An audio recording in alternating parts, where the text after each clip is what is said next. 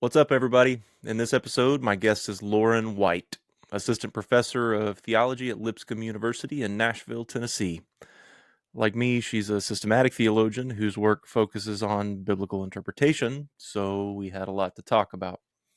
Our conversation ranges over our shared background and experiences, her recent book, which is titled Flesh Made Word: The Protestant Interpretation Problem and an Embodied Hermeneutic, some of our approaches to teaching students who are shaped by scientific rationalism, Lauren's experience of being a theological educator in a tradition that has been extremely restrictive about female church leadership, the resurgence of spirituality in our context, and more. This was such a rich conversation, and I'm extremely excited to share it. So here we go, episode 7 with the Lauren White.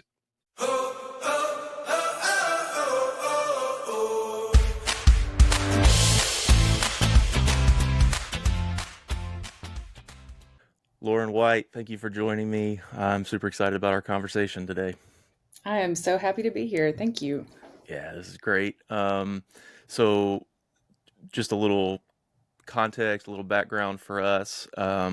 We actually were at Harding University as undergrads at the same time, although I don't recall our paths really crossing. I knew of you, but didn't know you. And then when I showed up to start adjuncting at Lipscomb, there you were. And we had this kind of interesting shared background, but no connection until that point. But it's been really good to get to know you a little bit. I'm looking forward to getting to know you more as we talk. Likewise. Um, Yeah. Yeah. I love all the talks we've had about teachers that we've shared and which ones have been most effective. And it's funny to think back on our Harding days, all the, like if we had a camera, we could see ourselves just passing each other on campus and exactly. not knowing who the other was. Yeah. Yeah, and I mean at that time you were doing like a literature major or something like that. Yeah. Yeah. I was an So you weren't English major. English major. Yeah, you weren't really thinking about like a theological vocation. So tell us that story. Like how did you get from point A to point Z? Yeah. I was just telling a student this morning that you have to remain open to where God will lead you. Because as a Church of Christ girl, our tradition doesn't do much. I mean, I would say we're always doing theology, right? But Sure. doesn't draw upon the kind of theological tradition overtly. So, I didn't know much. I mean, I kind of vaguely had some sense of who like Martin Luther was or John Hmm. Calvin or like Thomas Aquinas, but only enough to just sort of know a name and associate it with something historical. Hmm. But when I was in undergrad, I was majoring in English and thought that was sort of my path. Right after Harding, did an MA in English at ACU, which Abilene Christian, right, in Abilene, Hmm. Texas. Which did you go there? I can't remember. Did you have Nope. ties there too? No, I Gotcha. just personal ties, just being from Texas, and like I did like youth camp at ACU in the summer, and a lot of my friends went there. A lot of them are ministers, and those churches had degrees from there. So I feel like Yeah. I'm closer to Abilene than I actually am. Yes. Yeah. It's one of those kind of satellites for us, right? Like we all orbit around. Hmm. Yeah. So while I was there, I was able to do, in undergrad, I did minor in Bible, but never was exposed to theology really, not in like a formal sense. Hmm. You know, end up in a program at ACU where I have the capacity for some electives and did a couple of electives in the kind of call it like in the broad area of theology.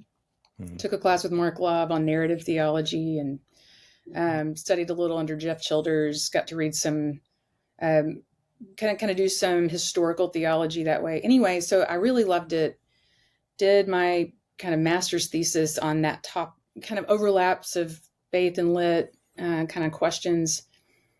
Went to Harding and taught in the English department for a couple of years. And as I was writing my PhD applications for English programs, it was like becoming really clear that I had more interest in theology proper than in lit studies proper. Hmm. And so it was sort of one of those humbling moments where you're like, how many master's degrees am I going to have to do to reach my destination? You know, my parents were certainly Yeah. wondering that. But I had a friend who was on a similar path and he was applying to div schools at the time. So talked me into applying to some divinity schools as well as my PhD applications that I was sending out. So when I get acceptance letters back from English PhD programs and divinity schools, and I'm more excited about the divinity school acceptance, that felt kind of like a open door that I should walk through, you know. Yeah, some confirmation there. Yeah, so that's how I wound up doing that. I mean, you know, I didn't know what I would find, but doing master's work at Vanderbilt, I found that I loved systematic theology of all things, Hmm. and Hmm. um, so I ended up staying there to do a PhD, and uh, you know, finished that up in, let's see, 2018. So I've been here at Lipscomb since then teaching. Yeah, similar kind of experience because of Harding as a school system. I mean, I would say both at the undergraduate and at the graduate level, but especially at the undergraduate level, like really majors in text, Yes. right? And I, I was doing a missions degree, and you could scarcely be exposed to systematic theology. I didn't even know that that was a thing, Right. right? I had only even one class, a senior seminar, that was, purportedly on theology, and just in sort of perfect caricature of us, it was a course in which we discussed four topics, right? And you can if you know Churches of Christ, you can guess what those topics are, right? We spent a quarter of it on baptism, a quarter of it on the Lord's Supper, a quarter of it on women's roles, and a quarter of it on something else very us. I can't remember now, but it was like there was no methodology, there was Yeah. no sense of systematic. In fact, I have this distinct memory of working on a research paper for some New Testament exegesis course, and I'm in the library, and I'm just sort of distracting myself by perusing volumes of journals, just sort of thumbing through. And it was either the Princeton Review of Theology or the Harvard Review of Theology. I can't remember, but I opened it up and I was just thumbing through, and I stopped on this article, and I ended up reading the whole article, and it was essentially an apology for systematic theology. Hmm. And I don't even think it used that language because I didn't know what I was reading. I was like so excited. I was like, this is astonishing. I I went to um, I think I was a senior and I was in one of Monty Cox's classes, and I went to him after class and I was like, have you heard of this? This sounds so. And I'm sure he was like rolling his eyes, like you have no idea even what you're talking about. But Right. I've tried Sure. to find that article since then. I've never found it. But it was like later in life I had that memory, and I was like, oh, I've always been drawn to this way of Yeah. thinking through all the implications of connecting the dots, and Yes. trying to have a whole Yes. vision of God and the church and humanity and all of it. And Yeah. so yeah, it was a process of discovery for me too, and somehow ended up in a systematics degree. Well, and it's weird when you find yourself in these programs, especially at the PhD level, because it's one thing when you're doing the master's work with like, there's lots of people in divinity school, a lot more than in an MA program, right? So it's lots of people with lots of different kind of trajectories vocationally. And it was like this whole other game once you do the PhD move. And Hmm. all of a sudden, I felt like I was just surrounded by this like elite group of people who had known since childhood what theology was and what they were Right. going to do, and exactly they knew everything about what Karl Barth had for breakfast, you know. And I was like drinking from a fire hydrant. It felt like Hmm. trying to figure out, get my bearings, and so I had that was pretty intimidating. But, you know, I had some good teachers who kept assuring me that I had the right kind of, you know, toolbox to do this work and that I would catch up on all of that stuff, you know. So you just sort of had to trust that. But it was that I remember feeling so much like someone who'd showed up to like this athletic event with like the wrong gear or something, like everyone else had been training for a long time before I'd gotten there. Yeah, it's been fun to catch up, and sort of realize that there is this whole other world of thought and interest, and I just love it. I've enjoyed it so much. Um, but we also both ended up, I mean, this sort of makes sense for you coming from a literature background, but we both ended up focusing on hermeneutics, a very That's Church of right. Christ thing for systematicians to do.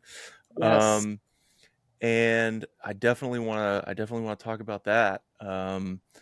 Like what your dissertation was on hermeneutics, and that's been published in book form now. And I would love to kind of talk through your take and what exactly you're arguing and why you think that matters for the church, all that kind of thing. So, Yeah. yeah, what was the gist of the argument? So the question kind of thread that I pull through that work was kind of starting off with this was a phrase I found somewhere. I think it was probably in a Pannenberg text, a description of the what's called the Protestant interpretation problem. I Hmm. think he calls it that offhandedly, or maybe calls it an interpretation problem that Protestants face. But I sort of use that as my like, okay, this is going to be my through line. It ended up being that way, right? But the problem is that Protestants have this history of, the one of our kind of key assertions that goes along with sola scriptura is that the church doesn't have to have a hierarchy to help interpret the text, right? You don't have to have the Pope, or you really what you need is a kind of group of people that are worshiping, that are inspired by the Spirit, and the Spirit is going to afford the believer whatever they need to understand Scripture. Hmm. And at first that wasn't a really individualist thing. I mean, I think someone like Martin Luther couldn't have imagined how individualist we would become, right? Right. Um, but it had this kind of inbuilt momentum that moved towards that, right? That it's because the idea was that every individual who's a Christian who has the Spirit has what they need to understand the text, and it's this plain sense of the text, the clear meaning. And well, so what that really ends up doing, I mean, what you see over time is that the center doesn't hold, right? The kind of common sense agreement people have about what the text means, and so they end up splintering off into all these factions and denominations, and instead of sticking it out together and figuring out how we're going to work through our interpretive disagreements, Hmm. um, when disagreement comes up and we can't work it out, then we just part ways. Right. So that's a problem for a couple of reasons. One, because unity is such a key part of what it means. It's such a key confession, I guess, that we have, right? This Hmm. that we're all one in Christ, that the church is universal. Also, I've been thinking about this a lot lately. It doesn't come out as much in my dissertation, but Christianity kind of originated as a one of the things that made it distinctive, as a movement, was that it was not oriented around just ritual. I mean, there's all these rituals, right? But it's fundamentally a kind of doctrinal claim. It's Hmm. a historical claim. It's about the way you live your life. But one reason Christianity had the capacity to transcend all these boundaries that it had the capacity for was because it was centered around confessing a truth about a person, Jesus Christ, Yeah. rather than adopting a new ethnic belonging, or some sort of joining some sort of new. It was about joining a new social movement, but it wasn't, for example, about just becoming ethnically Jewish anymore, right? It's about we are one in Christ. So there's this kind of core of a kind of confession or teaching or doctrine. Hmm. Um, and so, the early Christians were like so adamant about protecting the integrity of that witness, because and having a kind of consistency to it, right? And that's why the apostolic witness became so important. That's why you have the development of a canon. That's why you have the creedal tradition and saying no to heresy and all of that, right? Right. So when you get to this, it's an odd thing that we're all claiming to have the shared apostolic anchor for our faith in Scripture, and yet we can't seem to get along. And so then the problem becomes this kind of, we're stuck between these two options. Either you kind of do away with this idea that we could all read the text with equal clarity and authority, or you decentralize the importance of Scripture, which I think it's interesting how you see the latter happening in a lot of maybe more progressive Protestant traditions over time. And then what you see on the other hand is a lot of kind of tendency towards a sectarianism, right, in Protestant kind of fellowships that didn't want to acknowledge that we're stuck between those two options. So that's what I'm tracing through the book, and I'm kind of playing with, maybe you would say that there's, before I get to the part where I'm doing anything experimental, there's all this history that has to be done, and this kind of consideration of how that idea took shape over time, because one of the concerns I had too was I wanted to say not every Protestant impulse is bad or wrong. There's some of this kind of the kind of inclinations that were guiding the reformers are worth preserving, or worth kind of taking seriously, and you don't want to just, in other words, I'm not saying let's all just go become Catholic. Like, I think we can actually see some good that happened as a result of our these various movements. So what I kind of, where this kind of ends up going is I propose that there's a kind of, if you're following that Protestant interpretation problem as a through line, what you also find is a kind of consistent tendency in Protestant thought, either to, I've said it's to neglect bodies, plural. Okay, so you can think about that as on two fronts. One would be maybe the limitations associated with being a finite creature and the kind of subjectivity that adheres to the body, like the individual's body, so to speak. In other words, this is like this fundamental kind of postmodern insight, right? Or kind of reflection, maybe, that inevitably we bring our stuff to the text, right? We bring our own historical contextual formation, we bring our desires, we bring our ways of reading and all of that. And a lot of what you see is a lot of Protestant attempts, it seems to me, to kind of break free of that, or paper over it, or find a way to minimize it, or kind of, instead of just acknowledging it and finding some way to grapple with it. So that's happening. And then the other body that gets neglected, of course, is the corporate body, the community. In fact, it was funny, when I was in the midst of this writing project, my advisor is a Roman Catholic Jesuit priest, Bruce Morrill. He was a great advisor for me. He told me on the front end, he's like, you're doing Protestant hermeneutics. Why do you want a Catholic priest to be your advisor? And I was like, well, there's the sacramental piece to this, is where I want to go, and but he turned out to be a great conversation partner and a really wonderful first reader. And at some point I got stuck with this project, and I kept talking around the same issue and kind of running up against the same wall. And he said something kind of offhandedly when I was talking through it with him one time. And he said something about, like, it's probably related to the fact that Protestants don't think about the community. And I was like, yeah. Okay, so I think you're right. And then that became more and more clear to me. And I said, I can't believe I didn't come up with that on my own. He was like, well, yeah, you're Protestant. You're not going to think about the importance of the community.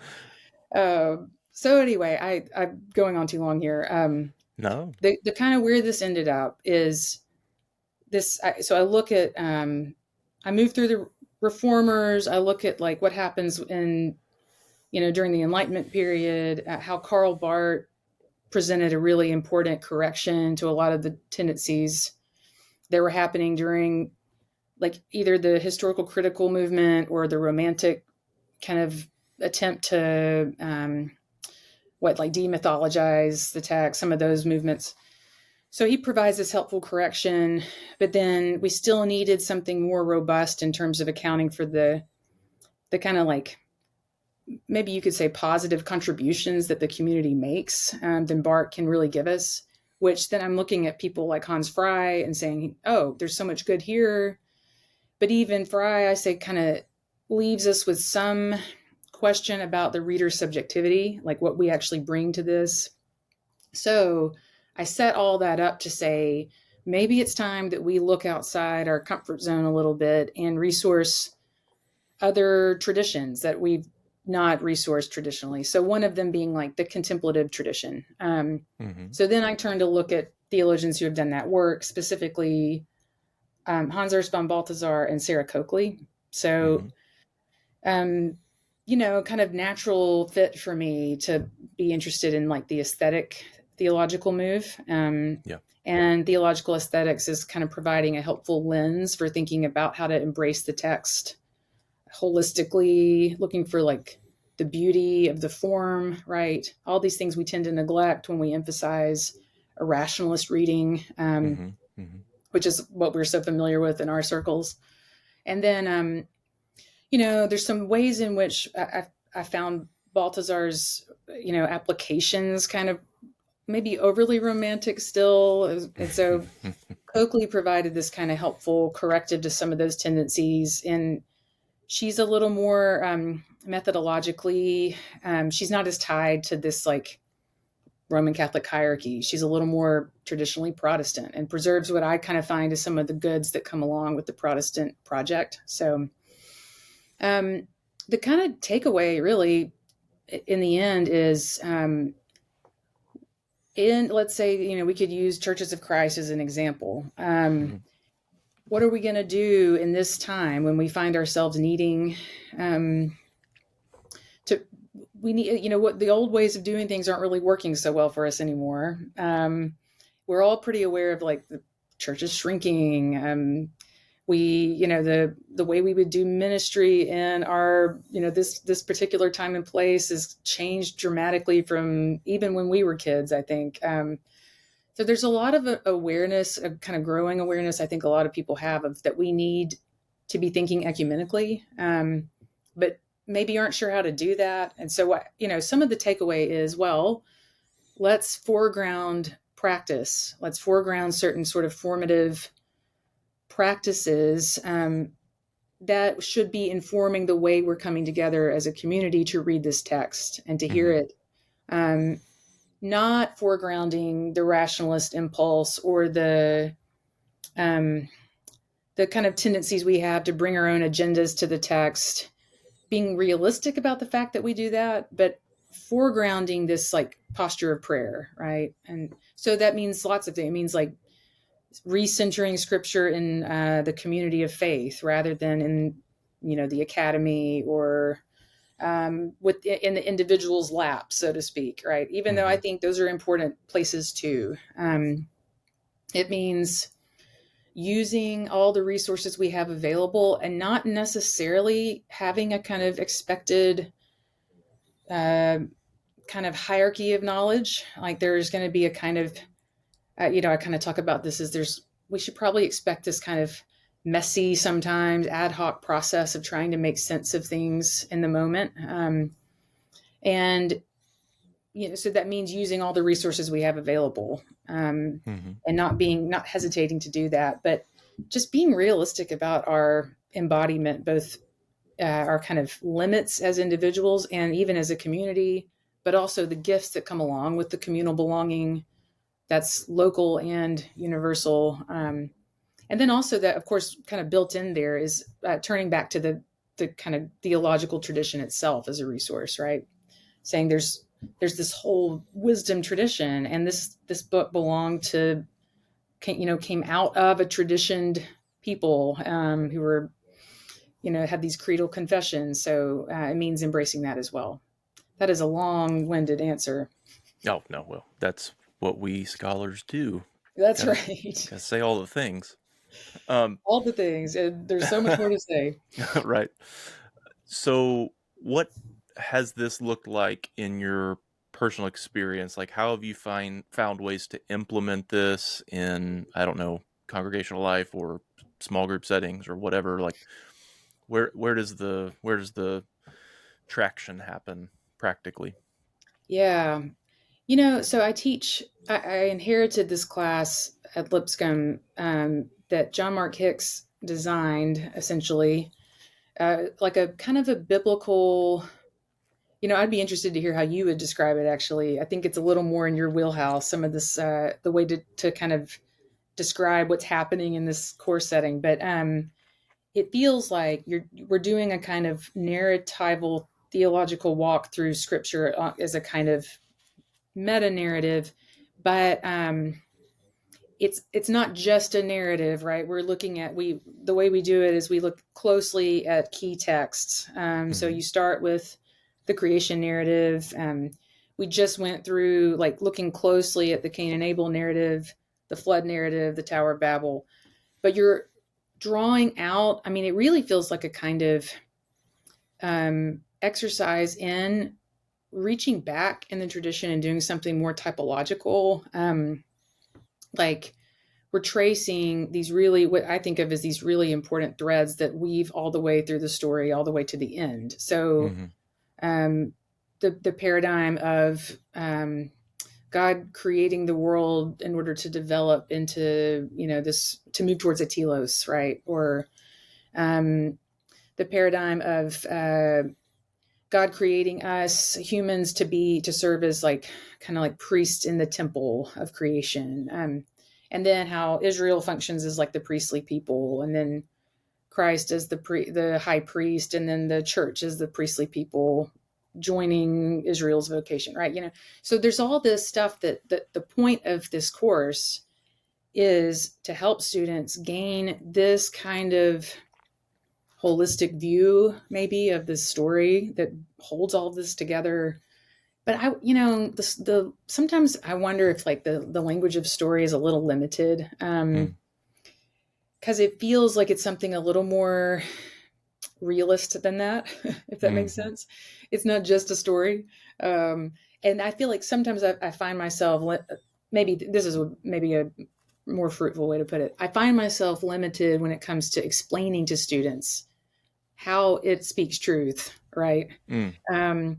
Because they tend to want to ask questions like, okay, was Noah really the only righteous guy alive when God sent the flood?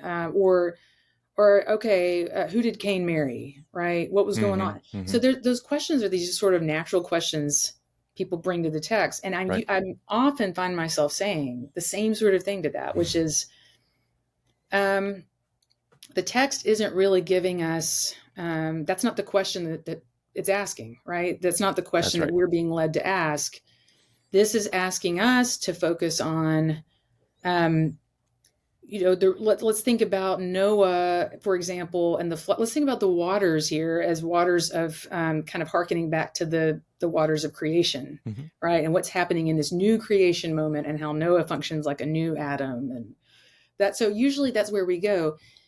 Interestingly, I think they're more accepting of that than maybe you and I might have been when we first heard it. Mm-hmm. Which is, I could be wrong about that. I don't know how I would have heard that if I had been exposed to it in like 2002. But they seem they don't fight me. You know what I mean? Mm. They'll usually be kind of like, okay, all right, I'm down with some theology. Yeah. Yeah. I'm curious what you hear there. Like, what does that, or how does that connect maybe with your teaching experience? Yeah. So the first course that I taught at Lipscomb was Story of Israel, and it was a Story of Israel course that had been designed specifically for science majors. Hmm. And the professor that was going to teach it wasn't able to, and so I inherited that. And it was meant to center, what I kind of think of as apologetic questions, right? As you're going through the typical, because it's a prescribed course, right? All of the professors that teach Story of Israel or Story of Jesus or Story of the Church are supposed to basically follow the same curriculum.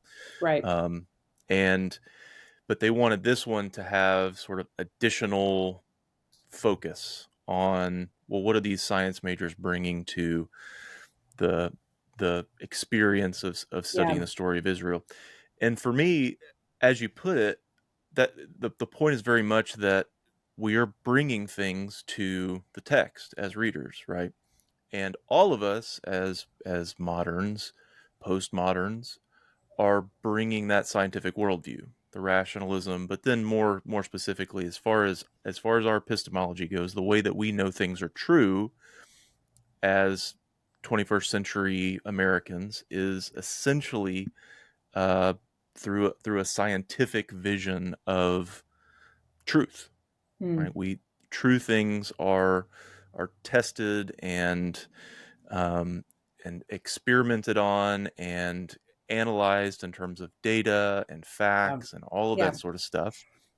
And so that's what they're bringing to the text. And to me, that's a really interesting hermeneutical challenge, Mm. because it makes retrieval of those traditional perspectives for the majority of the church's history, which is not dominated by a scientific worldview.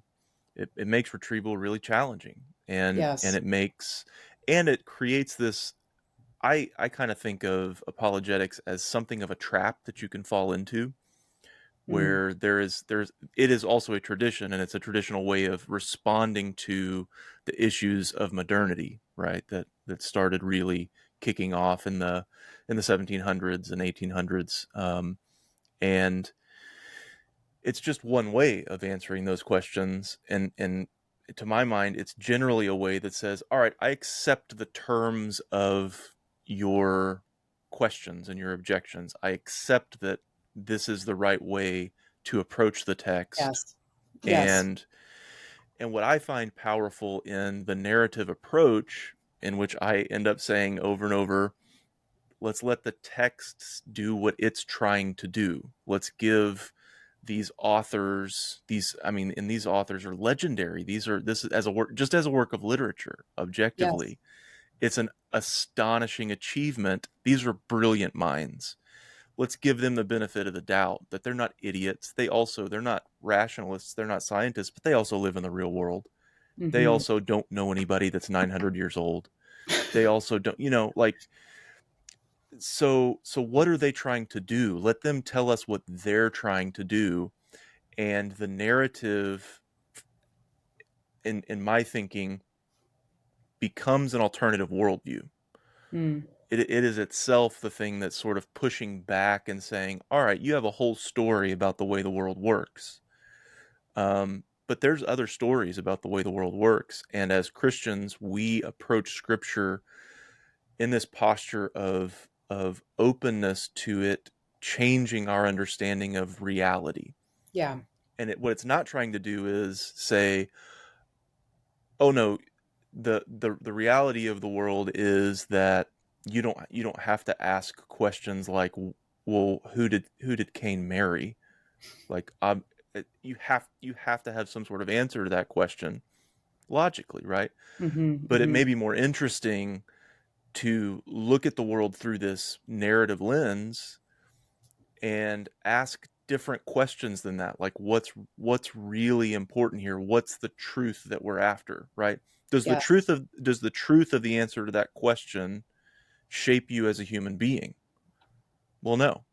Like, having a scientific or a logical or a reasonable answer to, you know did the flood really happen? Was the whole earth covered with water, or was this some sort of localized historical event, or is this some sort of traditional fable that passed across culture? That doesn't change your world. That doesn't affect the way that you live.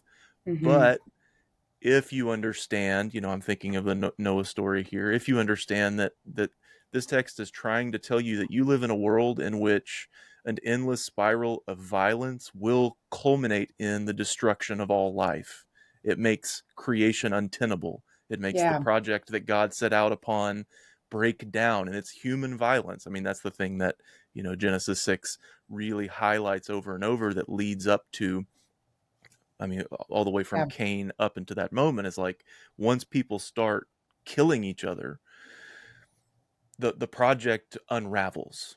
And as you said, the waters that were separated end up coming back together, and life, there's no way for life to exist in a world full of spiraling violence. And so, Yeah. well, that's an important truth. I mean, that's a thing to understand about how to make our way in the world according to God's God's purposes. And I just think that the narrative is really powerful in that sense, in pushing against our worldview assumptions. That's how I think about it. Yeah. So that brings two things to mind. One is a kind of observation. The other is a question. I'd like to hear how you reflect on it. The observation is, as you're narrating that, I was thinking about how one thing I was maybe nervous about when I went to Vanderbilt Divinity School as a master's student is all I had was this kind of shadowy idea that it was liberal, and it was, but Hmm. Hmm. technically, yes, that's true. But I had been like warned about this, and so wondered what in the world was I going to encounter that was going to challenge my faith, because Yeah. that was always the worry. Yeah. Um, it's interesting. The kinds of things that I encountered there that were difficult really had nothing to do with this data that I was being presented with that challenged my faith. It was more personal, kind of intersocial stuff that was challenging. But when I started learning or like hearing more, for example, about how yeah, like any kind of young Earth creationism is going to have a hard time hanging with serious science. Okay. That Hmm. didn't feel like a threat to me, like it would for a lot of people that maybe I'd Right. grown up with. And when it's interesting to think about, well, what is that? Like, why for some of us does that feel more threatening than for others? I think sometimes maybe I just think I got lucky that I happened to have this interest in the aesthetic. Like I had Hmm. I already loved art and literature and like to read, creative works. And, the only kind of smidgen of theology I had ever even got a hold of was C.S. Lewis and loved it. Turns Hmm. out he was just, with Mere Christianity, he's just trying to summarize kind of core content of, Christian theology. Yeah. Um, but he, of course, is someone who has this literary lens, right? All that.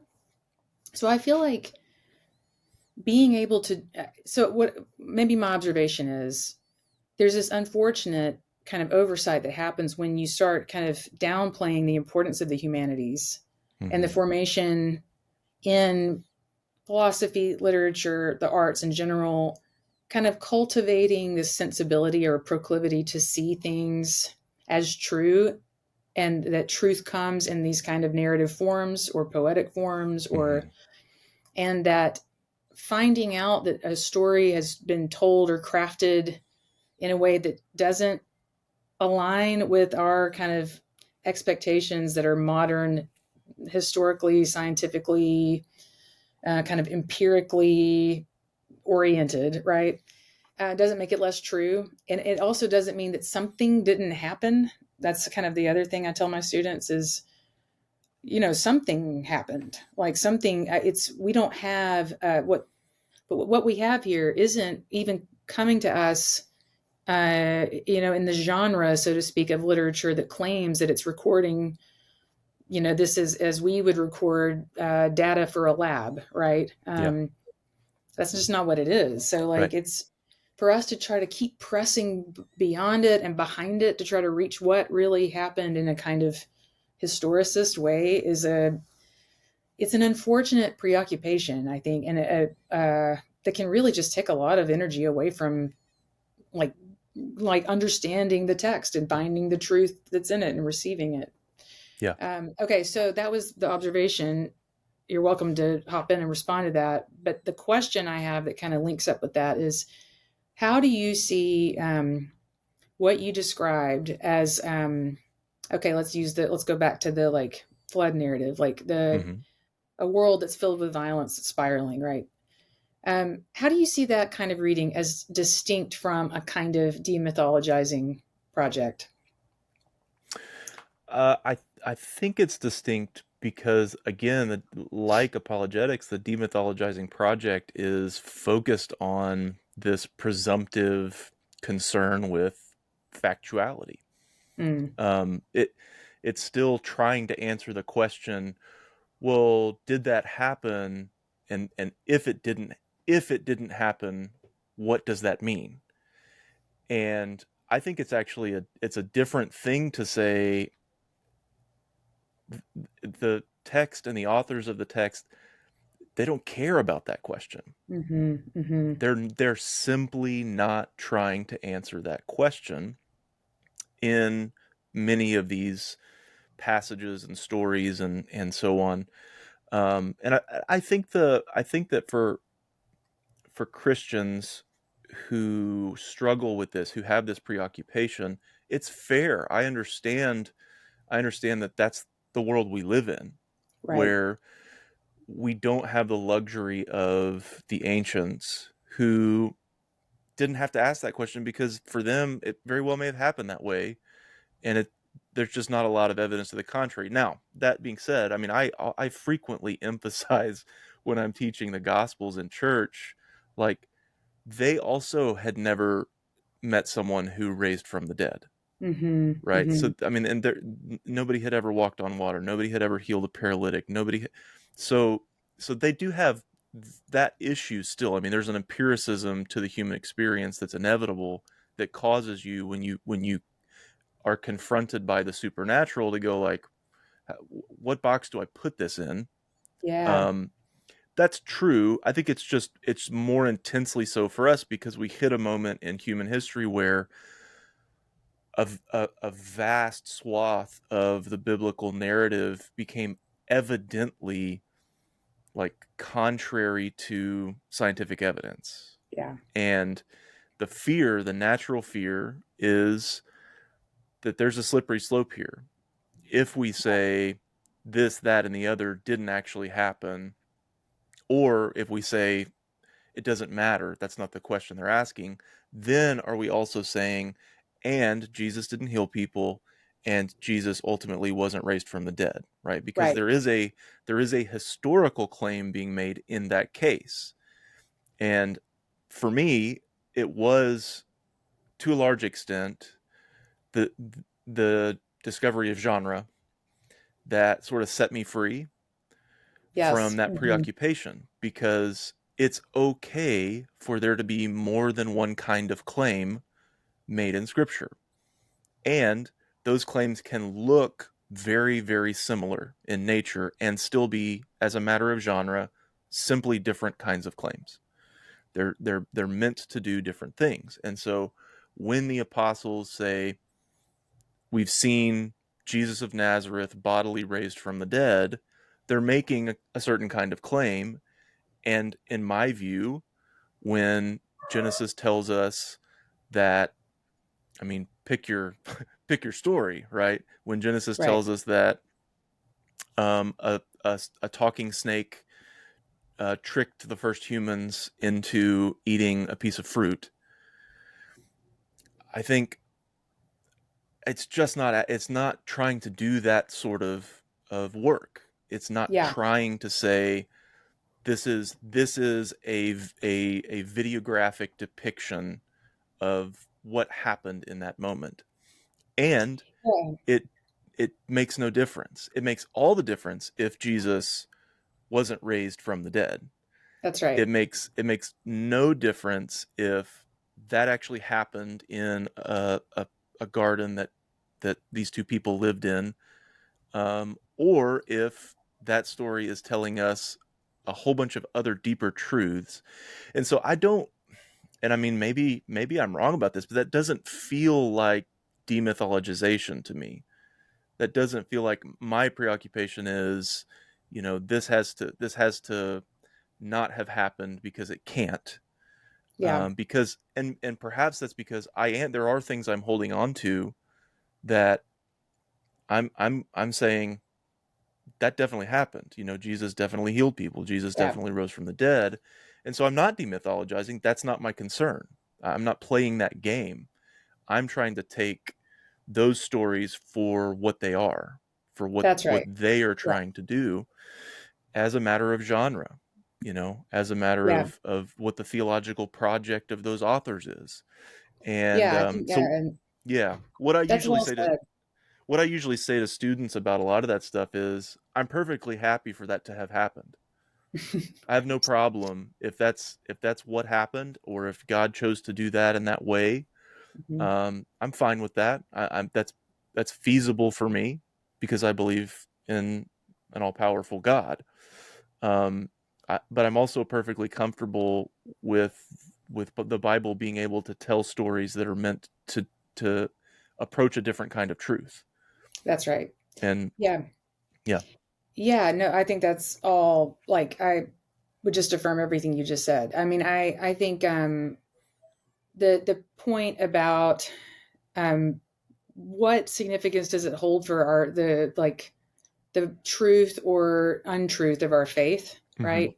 Is I think such a vital one, because it goes back to the what are we supposed to, well, there's two pieces here that I think keep it from being a demythologizing move. One, um, you're trying to read the text on its own terms, Hmm. right? Rather than, Yeah.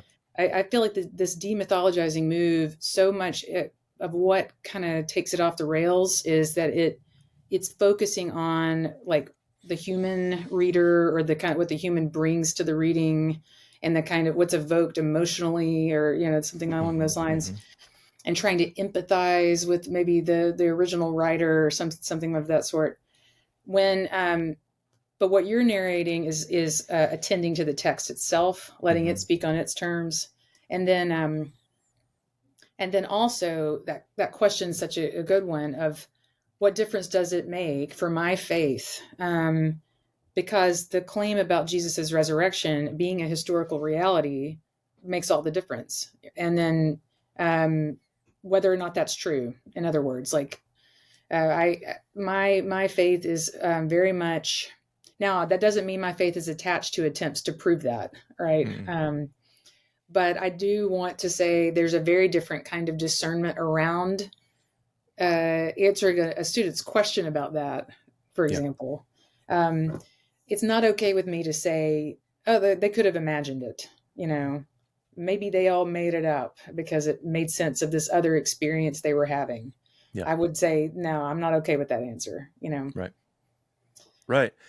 And what I found is after working through all of the typical apologetic responses regarding the resurrection, it still doesn't prove anything. I Right. mean, what they do is they try to essentially they confirm what I'm already affirming, which is Hmm. that the apostles are making the claim that this happened in history, in their Hmm. experience Hmm. bodily, right? It confirms that that's the kind of claim that they're making. And then all you can do is ask, well, do I trust that? Yeah, that's right. Do I trust what they're saying? And I just don't. It's just as much a leap to say categorically, well, no, because that can't happen. Right. Um, That's right. so to circle back around to theology informing our reading of the text, m- my um, disposition toward the possibility of the resurrection is determined by a prior belief about God, right? Mm. That there is a God who is able to do just whatever he bloody well pleases. And that being given, I have no problem saying, okay, now I take the testimony of the first Christians for as something to put my trust in. Yeah. And Well, and yeah. then it brings us back to some of those questions I was talking about that I was wrestling with in my dissertation research, right? Because the then the question becomes, well, why would you put your faith in that testimony? And the why there is, like as you said, given certain kind of understandings about like rational discourse, you could Hmm. say it's rational to believe it, it's rational to make a case against it. Hmm. So, what are your grounds for belief in one telling of reality over against another? And they often come down to things that go beyond empirical data, right? And in fact, Absolutely. They have to. And so that's where what Balthazar was doing. When I found his work, when I discovered it, I was so excited by it, because I realized, oh, there's this whole kind of like tradition of thinking out there that says we really need to attend to the way truth and goodness and beauty hold Mm-hmm. together. Mm-hmm. And that we, part of what brings us to belief in Christ is not just did it happen or did it not? It's what is worthy of my love and my Yeah. devotion. And there's something, I mean, in like the kind of hardest moments in my own personal faith walk, usually what brings me back to Christianity, certainly probably the time where I had the strongest kind of episode of doubt. What brought me back around wasn't, some sort of like apologetic document that I read, right? It was, there's no one like Jesus Christ. I mean, there's Yeah. no other faith or Yep. literary movement or figure or artist or whatever else I might give my attention to, right? Man, there's no one like that. And I guess if I like him, I gotta like his father and his church and the whole thing, sort of That's right. the way I felt at the time. Yeah. Yeah. You follow where he leads. Yeah, that's right. Uh, um, so the term, the phrase that now always comes to mind when I'm struggling with this is the title of Joel Green's little primer to theological interpretation, Seized by Truth. Yeah, yeah. Right? Because that's actually, in my experience, that's what happens. And that can lead us down a whole doctrinal road about election and, but Hmm. essentially the reason that you come to faith uh, is because the truth of Jesus gets a hold of you. It there's this operation, and of course we want to add to that an understanding of the agency of the Holy Spirit and what God is doing in that process. But it is not empirical. There's no such thing as someone who has faith in Jesus because of sufficient evidence. That's right. The evidence will never be sufficient categorically for faith. And when I was in grad school, I was kind of swept along for a while in this conversation about. I mean, it was actually stemming out of Barth, but whether Barth is ultimately a fideist, right? Yeah, Whether what he's saying is you can't, you have to ultimately make this leap of faith where the evidence stops and there's just no good reason other than faith, just the leap, right. right? And for whatever reason, that struck me as like I had this ingrained sensibility where I was like, oh no, fideism, that's a bad thing. We can't do that, right? That's just capitulating to the irrationality of Christianity or whatever. At this point in my life, I think it's the only option. Hmm. Not that there aren't reasons leading you so far, not that you don't think about these sorts of questions as thoroughly as you can, but that ultimately what's happening when you reach the end of that is something different. It's Hmm. it's it's being seized by truth, like truth. The reason I like that phrase so much is because it unshackles the concept of truth from that modernist worldview. Yeah, Where and to your point, I was actually going to say earlier, but you got there. Um, Truth, beauty, and goodness are not different things. They're variations. They're dimensions of one thing.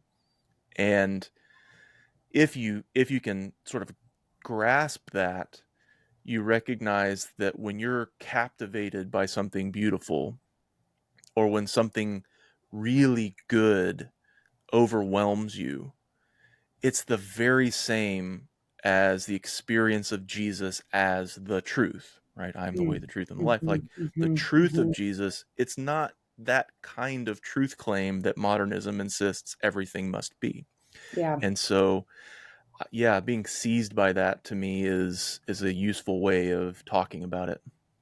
Yeah. yeah. And hearing you talk about the fideism and the problem of it. I think one way I at least used to think of the problem with this is what you said, like the leap, like just deciding to believe in something kind of arbitrarily, as Right. if the It's not leap is an arbitrary. Yeah. arbitrary leap, right? Right. Um, when what you come to realize is, as you know, and I'm in agreement with you here that there's a point at which you can't. It kind of comes back to this, like you can't necessarily lay this out for someone in a way that's they have to like assent that you're, they don't have to say, yeah, you've proved it, right? Right. Um, because there is some sense in which you have to believe in order to understand, right? To quote Anselm, like there's a Mm-hmm. kind of, but that doesn't mean that you're doing it based on for no reason. That's right. But the reason is not a rationalist empiricist reason.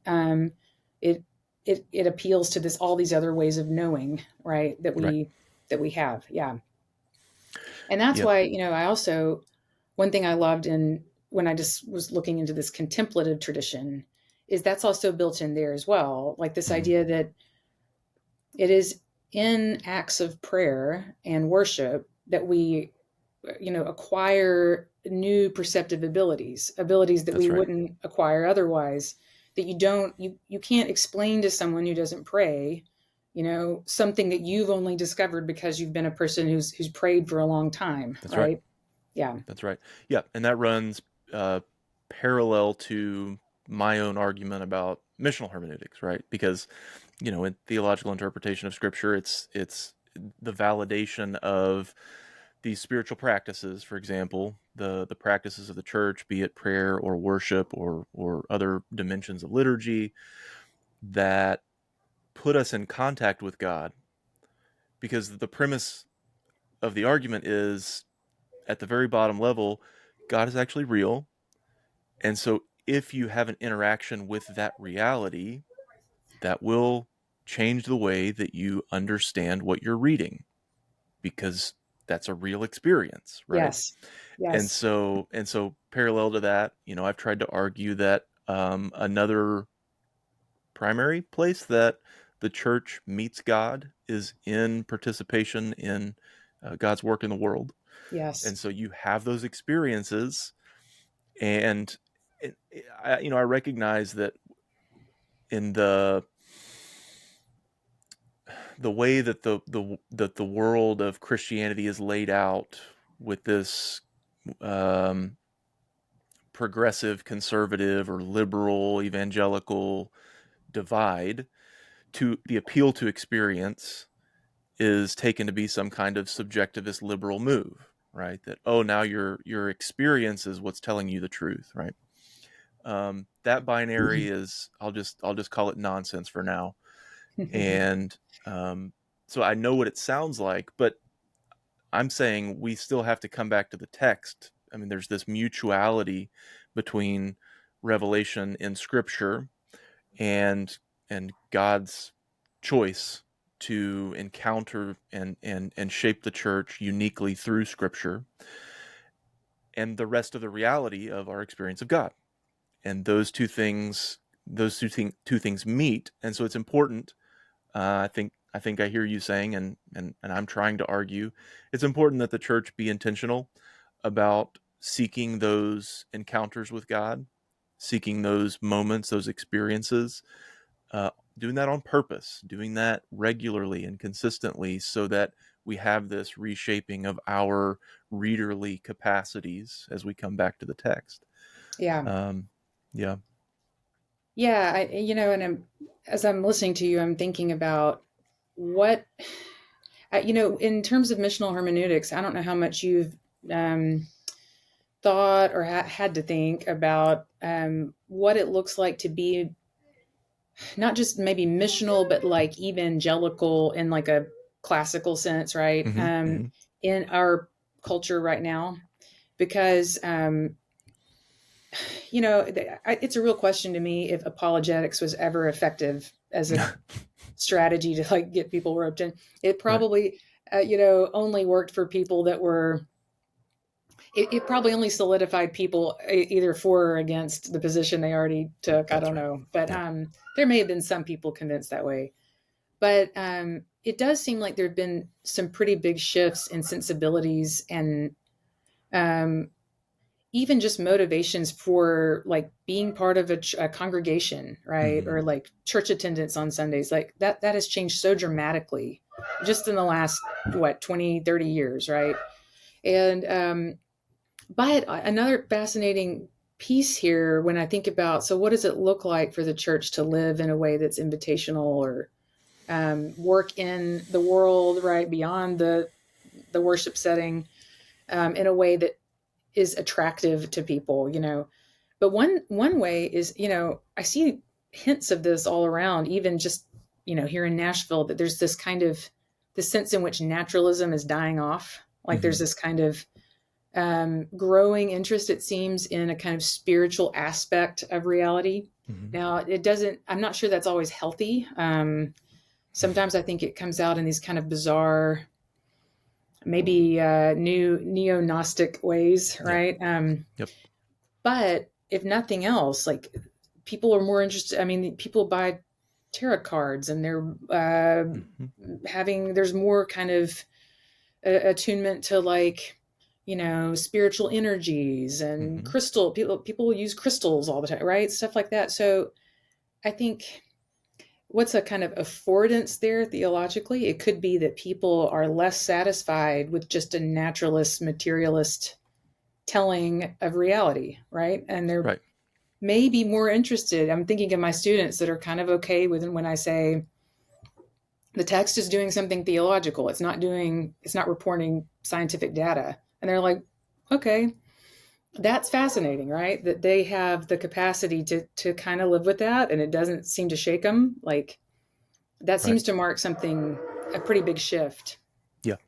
Yeah, I think so too. Although I do have my doubts about, even if we just look at the West, I have my doubts about how much of Western culture ever really abandoned uh, a spiritual view of reality. Mm, I think the intellectuals and the people that went about the business of publishing books and having um, publicly validated opinions about things were a pretty small subset.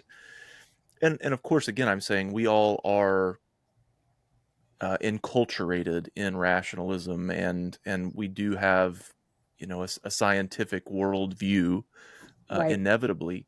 But at the same time, I mean, people have been, well, the vast majority of the Western culture for all of its history has still been Christian.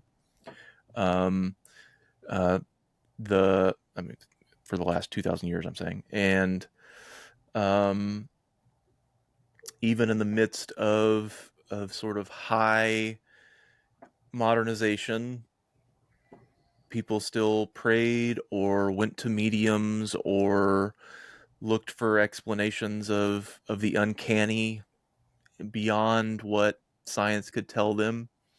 Yeah. And but I do nonetheless, I see the shift that you're talking about, and I don't know what you think about this, but I mean, I see this in the fascination with high strangeness, Mm, the occult and ghosts, and with the increasing openness to the idea of extraterrestrial life yeah, and sure. being in contact with those. I mean, just on a cultural level, my observation is there's a growing sense of this may not be religious, but there's definitely things that we don't see, Yeah. right? The hubris of modernity that said if it's real, it's perceivable Yeah. according to our empirical faculties is waning, right? That sort of reflexive hubris I see on the downturn. Yeah. Um, I think that narrates well kind of what I'm kind of pressing towards here. I haven't thought about it that I haven't given it enough thought to narrate it that way, but I think you're right. Like clearly there's always inherent, I think, in just the human being, a, we are spiritual, we're embodied souls, right? We're embodied spirits. So the spiritual, we can't actually mute that entirely. Yeah. But there is maybe it's the fact that Christianity was a sort of privileged. It occupied a privileged place in culture, our culture, for so Yes. long that now that is drifting or kind of becoming less and less a reality. You see all these interesting ways in which people are kind of finding an outlet for their spiritual Hmm. um, interest or proclivities, right? That are kind of unusual, and maybe because I was so used to the only people who would have been outside the church would have been people who had this kind of more intellectual reasoning or kind of Right. atheistic posture. Now it's more and more it's just people don't really see the reason to be churched, Right. they may count themselves spiritual but not religious, or that kind of the rise of the Right. nuns, that kind of Right. thing. And so it's also fascinating, though. I think you're right that people there's this kind of I've wondered if some of this is related to the fact that we're becoming, kind of a post literate, increasingly a post literate culture. Like Mm. a lot of younger people are, they're spending so much time online, so that it's like there's not as much of a sense of reality being tied to a page or tied to like a scientific study or tied to Hmm. because there's all this concern about fake news and you're Hmm. bombarded with so much stimuli. It's almost like we're becoming this post-literate, more orally oriented culture, Mm. And you kind of have to wonder, is a culture like that more open to the uh, possibility that there's something we can't see? Who knows? Yeah. Well, and I would think at least there's the possibility that um, so it is epistemological, right? It's how we know what we know, Right. and I'm hearing the page that you're referring to being a representation of sort of a class of epistemological guides, right? And we Yes. know things really, like we have our experiences and we have our conversations with people, but what we really know and what's true is sort of tied to that class of knowledge brokers Yes. who operate in a particular way, and that's breaking down so fast Yep. because of the internet that a lot of people are living in a world now, and I mean obviously younger people more so, in which that you know things just by this vast network of he said she said, and it's pretty hard to tell who to trust. And so essentially I'm just gonna grab bag the things that I think make sense or are interesting to me or are useful in some way. And so now, given that, it sort of elevates the input of all kinds of people who have all kinds of experiences of the supernatural or the paranormal or whatever as also input, right? It's also like, I saw what I saw, right? And so, Yeah. Sure. and Sure. so, yeah, there has to be something like that going on epistemologically in the culture. I'd be willing. I would venture that claim, and then want to chase it down. But yeah. Yeah, I mean, it reminds me of I was reading recently about the fact that most people growing up in our culture right now are subject to this process of not just a kind of individualist tendency, but this process of individualization. I don't know if you've heard that distinction made, but they're individualized in this sense that everything is up for grabs. Like we're Hmm. so um, our identities have to be, something about the image you use there of just like all these different inputs, right? Hmm. That we're uprooted from everything that would have given us a kind of structure within which we had to understand ourselves before. Hmm. And so now everything you can decide everything. I mean, you can decide uh, where you're going to live, what you're going to do, who you're going to be, what your you can change your name, you can change your gender, you can change your, whatever.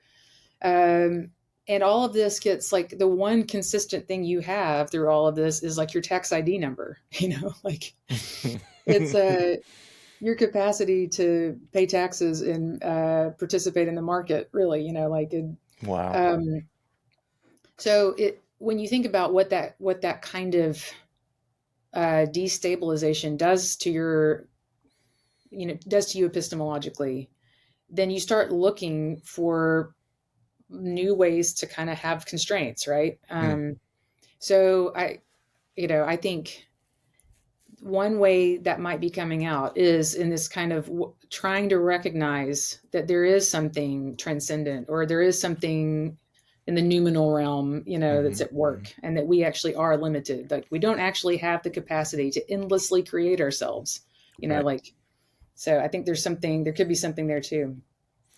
Yeah. You know what's interesting to me about this phenomenon that we're sort of trying to articulate is that the problem for the church becomes not whether it's making, kooky supernatural claims, but its credibility, Hmm. right? Because I listen, I would say regularly, because I listen to a lot of podcasts and conversations in the new media space. I listen to people regularly who are just perfectly open to, to boil it down the way that I did, the fact that there's a lot of stuff going on that we don't really perceive. Like Hmm. there's weird stuff in the world, there's unexplainable stuff, and our ways of categorizing that are just not sufficient. And then if you pivot that conversation and go, okay, so then, that's kind of what Christianity's been saying all along, right? We live in a world full of angels and demons, and there's an unseen realm, and and the response to that isn't, no, that stuff's not real. It's the the organization, so to speak, making those claims is so untrustworthy, right? Yes. It's so deeply compromised ethically and historically, in terms of the way that it has imposed those conclusions on people. And um so it's a fascinating problem of, like, our ethics ultimately is what puts into question the viability of saying, well, we have an interpretation of a lot of these things that are going Yeah. on, Yeah. um, that could be useful. And it's like, well, I just don't want to deal with your church stuff. Yeah. Yeah. I mean, well said. Like, I do think there's this kind of fascinating trend. I don't know if you observe this as well, or maybe I may be like getting ahead of my skis here, saying this is a trend. I don't know. It seems like there are a number of kind of prominent intellectuals that are like Christian adjacent right now, Mm, and that are saying things that you're like, why aren't you a Christian? Like they say, well, I'm an agnostic, or and yet look at all the good Christianity has done for Western society, or for right. globally, world history. Do we really want to be a post-Christian society? Do you know what you're asking when you ask for that? And in some ways, that is doing us more good, as the church, so to speak, like more credibility for Christianity, maybe you might Yes. say, Yes. um, than a lot of what's coming out of the church itself. That's right. um, I've wondered sometimes if some of those figures are like secretly like more Christian than they'll admit, but it doesn't do them much good to say I'm Christian, because they might lose an audience there. I don't Hmm. know. I could be Hmm. wrong about that. Yeah. Yeah. Are we talking about Jordan Peterson here? But he would be an example. I was thinking of like man, like Louise Perry, for Hmm. example. Like Hmm. I've recently, become a fan of hers. So much of what she says sounds so close to like Yeah. endorsing Christianity. Yep. And she even kind of does, she'll say like, you don't want to live in a post-Christian world. I mean, if you dislike Christian patriarchy, you're really going to dislike non-Christian patriarchy, That's right. like, Yeah. um, so it, it's figures like that where you're like, Tom Holland, the guy who did Hmm. Dominion. I always have to tell my class I'm not talking about the Spider-Man Tom Right. Holland. Another figure like that, right? That's the Yep. same kind of work. Yep. So Yep. I'm observing the exact same thing. There is a space, and I think public intellectual is the right term for this group of folks that they're yeah, I don't know how many of them are more Christian than they want to admit, but I think that they're they're being honest. Like yeah, they don't have any skin in the game of like running down Christianity and blaming it for things. right, right, Like we all yeah, know what we're to blame for. We're to blame for a bunch of stuff, and that's established fact. But then there's the next question, which is, and also, what are the net effects of this faith tradition on the culture? yeah, And I think they're being sincere about their evaluation of the fact that um, you don't there's like a more technically complicated way of getting to this, but the boiled down version is you don't come to the postmodern critique of society without Christianity. You don't that's right. come to you don't get modern science without Christianity. Like, and there's a lot of things you'd have to say to explain that to someone who's hearing that for the first time, but all of the stuff that is brought to bear on the critique of the religion is actually rooted in the religion itself, its Yep, own yeah, capacity for self critique, its own pursuit of truth, its own willingness to risk everything in order to move society in a positive direction. And yeah, on an individual level, you can go like, well, no, that person was an atheist and that was their contribution. Faith had nothing to do with it. But on a cultural level, on a sociological level, that person's work isn't even conceivable that's right. That's without really the what it comes down culture to. rooted in Christianity. And Yeah, yeah. I love that. I've been, I've gone down this lately, this sort of rabbit hole of reading all that I can find from these feminists that are having this conversation, like hmm, Louise Perry's having. And yeah, one thing they like to say is, you know, a liberal feminist critiquing Christianity is kind of sawing off the branch that she's sitting on, that's right. because there's this kind of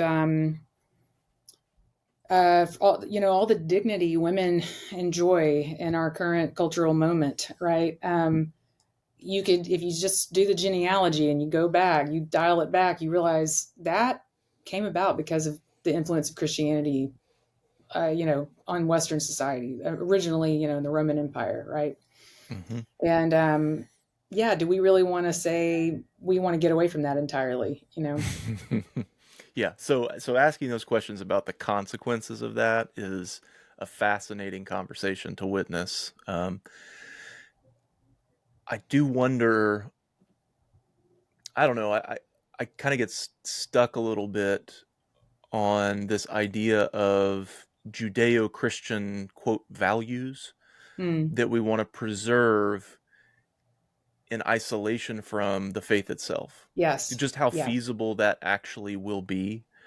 And I actually think Yeah. that's part of what is so interesting about watching Jordan Peterson's journey over the last nearly decade of becoming more and more and more sort of vocally identified with the Christian faith, and it's interesting in part because there seems to me to be this increasing awareness on his part that you can't make that argument about those values and the importance of those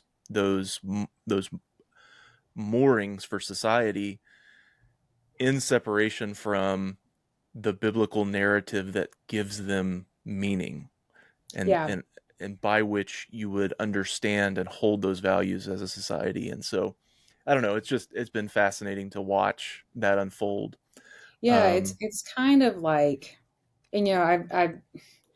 and I'm not entirely serious when I say I kind of wonder if these people are secretly Christian, because that's kind of an unfair thing to ask, right? Well, yeah.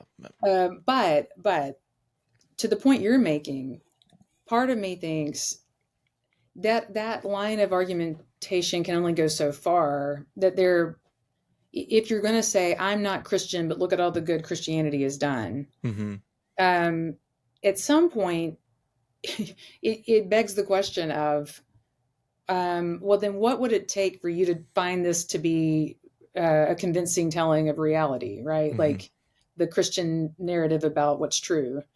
Because you know, it's kind of like with friends like these, who needs enemies? Because I mean, the idea is like, in order to see the good, you can see all the good that Christianity has done, and want to just kind of preserve the cultural, kind of products of that. But the people who produced it were the people who held the values religiously, and um, thought they weren't doing it for the cultural product. They were doing it because they Right. believed it was like the actual truth. So yeah, I think about that, kind of going back again to this question about the dignity of women. Um, if you're going to try to make an argument about, all people being made in the image of God, um, that's a fundamentally theological argument, and you can only make it from the perspective of someone who says, I take this, narrative about the world to be true, Right. and I make it on the basis of a faith claim.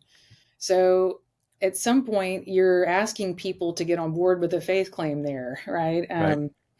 It does beg that question, I think, for Yeah. the people who don't necessarily want to be Christian but want to make the case for Christianity, so to speak.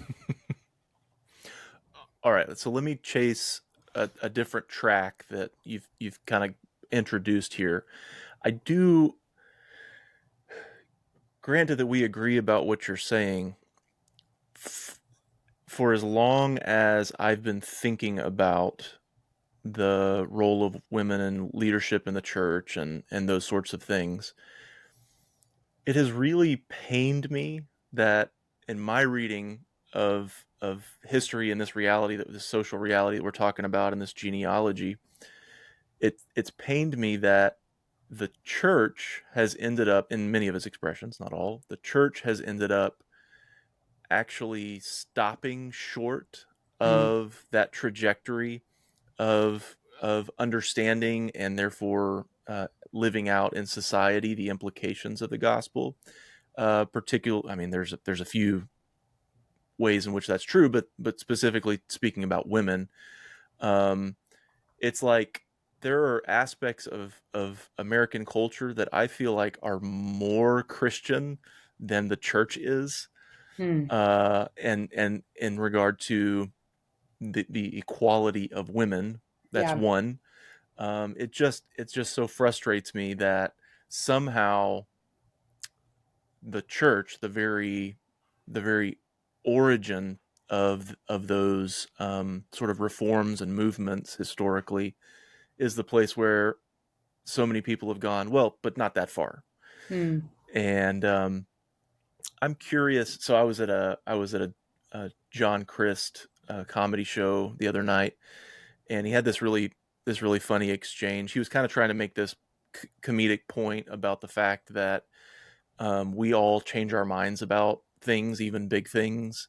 And so he says to the audience, raise your hand if you grew up in one church tradition and are now a part of a different church tradition.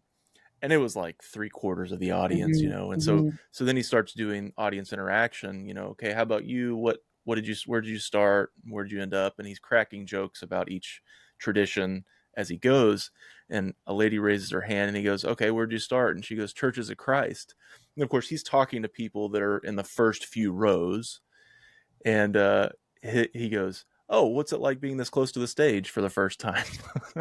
And it was like, Oh, that's good. oh, that's the rep, right? So Yeah. there are plenty of other conservative denominations that restrict women's roles, but ours has been notoriously among the most restrictive, right? To the point that it's sort of Mhm. in Christian culture, it's a meme almost, like, oh, Church of Christ, you've never been on stage before. Mhm. Mhm. Um, so what has it been like for you as a woman with a theological vocation? You are called by God to teach, to be a part of a tradition with all of these sorts of strictures. That's a very broad question, but take it where you want. I'm just Yeah. curious in general. Yeah. You know, it's it's still a little surprising to me still that I ended up doing this Hmm. because of everything you're naming, right? Um, it's also a little surprising that I felt a sense of needing to stay put in Churches of Christ. I remember having, maybe that was probably one of the biggest questions I had in the process of getting a master's in, probably more at the master's stage than the doctoral stage, but was this kind of, is God calling me to leave this group of people and try to go work somewhere else where the stuff I'm learning can actually, I can use it and do something with it, you know? Um, and because I didn't know I could get a job like this, right? I didn't Hmm. know that this was even a possibility for me. And not long ago, it wasn't. Yeah. Right, that's right. There are a lot of women who are just a little older than me that couldn't have had this, didn't have this kind of opportunity. So in our circle, so I went to a professor of mine at Vanderbilt at the time, Patu Burns, another Roman Catholic, and just kind of asked him what he thought. I mean, he has a lot of wisdom, and he said, pardon my French here, but it is proved useful. He said, you don't need to leave your tradition unless you absolutely have to, because you're just trading out one set of assholes for another. That's right. Yeah. So Yeah. if you need to bleep that out, I get it. No, no. But joking aside, there's some truth to that, right? And he also said, remember, Martin Luther didn't want to leave the Catholic Church; he was pushed out. So he said, you should stay with your people unless they push you out. Like if Right. you don't have a place there, because these people, you can navigate among these people. They're your people, right? And if they'll have you, then there's work for you to do among them, and God's given you to them, Hmm. and He's given them to you, right? And so um, that actually was a really important kind of moment for me. You often kind of think about that when I think about, that felt kind of like a helpful way of thinking through what I was doing and why. And the fact that I remained open to the possibility of needing to look elsewhere for work, but it did feel to me like a clear sense of, there's enough room right now in Churches of Christ for women to do what I'm doing. Yeah. That's been opened up, and there are enough people like you and the people I work with here at Lipscomb that are interested in hearing the voices of women, that it can be done, right? Hmm. So probably, it's interesting. Some of the greater challenges for me in, let's say, working here, it hasn't been as much just, what's it like to be around a bunch of male colleagues, or, whatever. Like I get along great with my colleagues here. They're, I consider them, good friends. And in fact, I would say friendship with other people who are in theological disciplines has been a huge part of it working, right? So probably the biggest challenges have been more related to the fact that, especially after I became a mom, like when I started going through the process of, like, pregnancy, maternity leave, being the kind of, having all the stuff related to parenting that comes up. Hmm. When you live in both spouses are working and have demanding, jobs, and don't have grandparents to kind of swoop in and pick up the Hmm. kids from school or whatever when they're sick. Um, that's when I felt the most kind of like I get thrown up against this reality, which is so much of the way the academy is set up. just like other markets, right, is still oriented around this reality that everyone's male. Everyone's Mm-hmm. got the experience of the male embodiment, so to speak, right? Mm-hmm. Mm-hmm. And it helps that I have good people that I'm working with, like that I have a good Right. dean, and I have I have generous coworkers.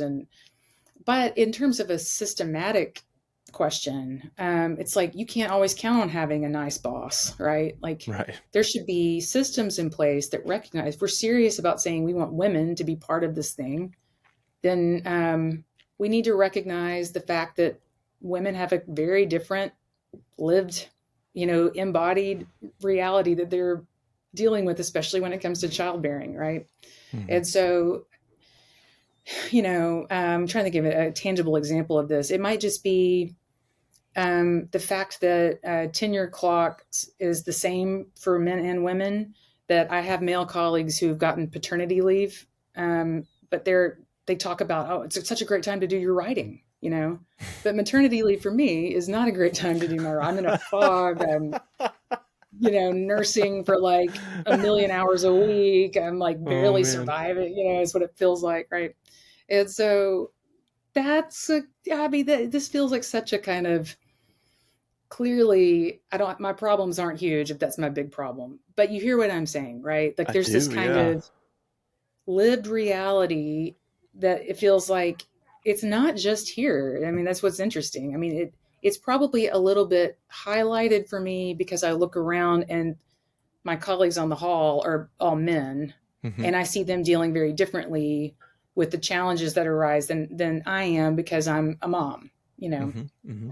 And so it's probably highlighted for me, but it just kind of illuminates the fact that we have this problem in the church, even when we kind of make progress, right, on these issues, that we still, it's like, what are we asking women to do? Well, in some sense, maybe we're asking them to be more like men.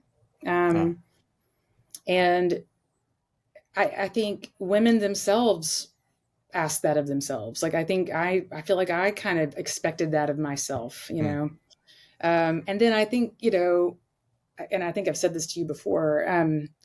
The other paired challenge, right, is that in some sense, you want to be thought of as equal to men. You don't want right. to be seen as different too much, right? You want to be seen in your difference, but you want to be seen as capable of doing the same kind of reasoning or the same Mm-hmm. kind of intellectual labor, so to Right. speak, right?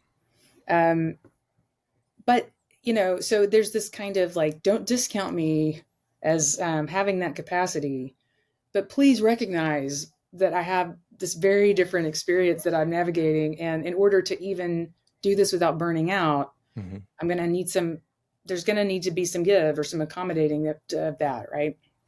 Yeah. Yeah. That makes such logical sense to me. Like, uh, it's in a way it touches on this conversation going on in the broader culture, which you already mentioned. One of the public intellectuals who's sort of pressing on these issues, but there's a necessary correction happening. I think I don't know if it's happening fast, but at least it's beginning to happen, in which the idea of equality is being nuanced, right? Yeah. Ooh, what a crazy phrase to say. Um, but what I mean is, like, you take into account the bodily, like, inescapable, unavoidable realities of differences between men and women in this conversation about real equality, right? And I think, I was wondering, as you were saying, I don't want to be treated differently. I want to be seen in the same way. It's almost like, because of the way the system is set up for men, making accommodations for women, right? Accommodation is the language you use when someone Yes. has, like, some kind of impairment or some That's kind of right. That's right. disability. Yeah. You don't want to be you don't want your womanhood to be treated as a disability. But when the system is set up in that way, that's almost by default what happens. We're making some exceptions for you. Oh yeah. Um, um, It's when I was first pregnant, it wasn't here at Lipscomb, it was at Vanderbilt, and it was through, whatever health insurance I had there. But literally, as I was filling out some sort of claim, I was trying to like get a bill paid. Like you literally filed the fact that you were pregnant under like it was like a disability. Yeah. It's Yep. interesting. Okay. Yeah. So we should be capable. I mean, particularly when you think about working in a university where we're supposedly we're all masters of nuance and complexity. You should be able to imagine a conversation about full equality that isn't about reductive sameness. Yeah. But even my experience, and I'm super because you know far more than I about feminist theology per se. I mean, I've paid close attention to it, and but it's hardly my area of expertise. Um, Even in that conversation, it seems like for decades, a lot of the conversation was pretty reductive in terms Mhm. of sort of what it's aiming at as Yes. ultimately like what you're saying is this um, gender blindness, right? Yeah. Where the differences are not real actually, and which now bears pretty strongly on the whole conversation about trans people and whether one can change one's Yes. gender by even Yeah. by an operation or something like that, right? And so I don't know. It seems oddly what you're talking about in very practical terms of employment seems strangely connected to these much broader conversations about like what exactly do we mean by equality? What would that look like given our bodies Yeah. and our realities? Yeah. Yeah. Well, and it seems like there's a couple of things at work there. One is the idea of, that the normative human is male, right? That the human being is male. That's the Mm, prototype. So a normativity. Yeah. female is a defective male, right? That's old as So, Augustine. so yeah. So we should be, like you said, masters of nuance. We should be able to say, maybe there are two different versions here, right? And maybe we need to think about what it looks like. So this is maybe kind of part B of this is, I think there's a Catholic scholar, Erica, uh, it's not Bayaki, it's something akin to that. She's a legal scholar. She's an interesting figure. I just kind of ran across her work, but she says something along the lines of, um, the expectation for women since the introduction of contraception, you have the capacity to like rein in childbearing. So then the expectation is that you'll do that, first of all, make yourself more like a man, right? Um, and like my own personal side note on that is, which is annoying because someone has to have kids or Yeah. we need kids around, right? Annoying may be an understatement. Yeah. Yeah.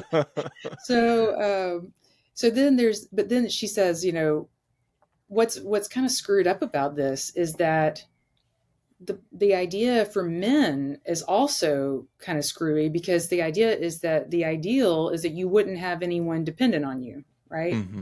Um, so we expect men to be able to walk away from dependent children, and now women should be able to do the same.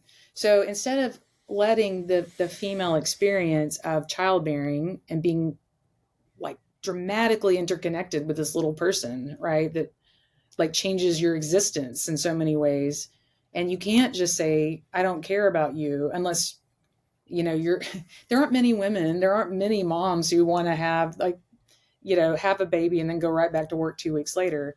But that's what a lot of men are expected to do. And so Right. then it becomes a kind of women are faced with this kind of tough choice, right? Like you said about accommodation. Hmm. Like I have to go to my dean and say, I'd like for my tenure clock to be paused while I go and have this kid, excuse me Hmm. while I'm deficiently male here. Oh boy. Anyway, again, I'm joking about, I No, I mean, know, but my own, it's my funny own because it dean is a good hurts. guy, but, Yeah. yeah, it's the kind of what's baked in, right? So instead of saying maybe we all need to think of ourselves as interdependent and that human life wasn't made to be atomized or kind of cut off from dependent others. That maybe the normative human experience is, we should think of that as something other than just a fully grown, fully able, bodily able male, right? Right. Man, I don't know. That to think about shifting the system sufficiently to address that seems like it's so massively challenging, um, and in some sense applies differently to different kinds of jobs, I suppose. Yes, for sure. Like I know, there's a statistic about the number of women who go all the way through medical school and end up practicing for like 5 years and then start a family. Yeah. And so you see these inequalities in the number of male doctors and even women going into medical school, what the number of that is. And but there are just these realities to like, you how are you going to do that, how are you going to Yeah. do that job? um and something similar applies differently, but something similar applies to many of the male dominated vocations that are basically physical labor. Yeah. And you know we're not talking about the system as though it's just one thing. Those are systems that there's an inevitability to the difference in representation there. Of And I course. mean, why Yeah. would a woman want to be a bricklayer? I mean, That's it's right. a Yeah. There may be a um few, but most yeah, women, physiologically, it's unlikely, right? right, So you right. can't have, and it's interesting because you don't have women lobbying for equal representation in those No. lines of work the way they do for equal representation in kind of like what we're doing or Hmm. medical profession or Hmm. whatever it is, you know. Yep. But then it's fascinating because we find ourselves, once we get here, so to speak, needing to prove that we can do it by being as much like a man as possible, or kind of going quietly if we need to quit after 5 years and go be moms, right? And Hmm. saying, okay, I guess that's just what I chose, right? Yep. So what you end up with is this kind of weird social situation where, it's like our society isn't really accommodating the human reality of family life, Hmm. like that's just a reality. And so you want, it's an interesting question about, conservative churches and what we should be doing to be, because I agree with you, to go back to a comment you made a little bit ago, that there are so many places where outside of Christian circles we seem to be doing a better job of treating women and men equally. And within these more conservative settings, it seems like this insurmountable hurdle or something that will Hmm. never get a whole lot better, or not anytime soon. I've um I've gotten a little more patient with that over time, ironically, probably because I had kids, Mm. and I realized I kind of had to face my own limits a little more because of that, in terms of what I could actually do. I became a lot more grateful to show up at church and hand my kid to a nice person in a nursery. You know what I mean? Hmm. Like, um, and just to have that kind of place to go and be a part of.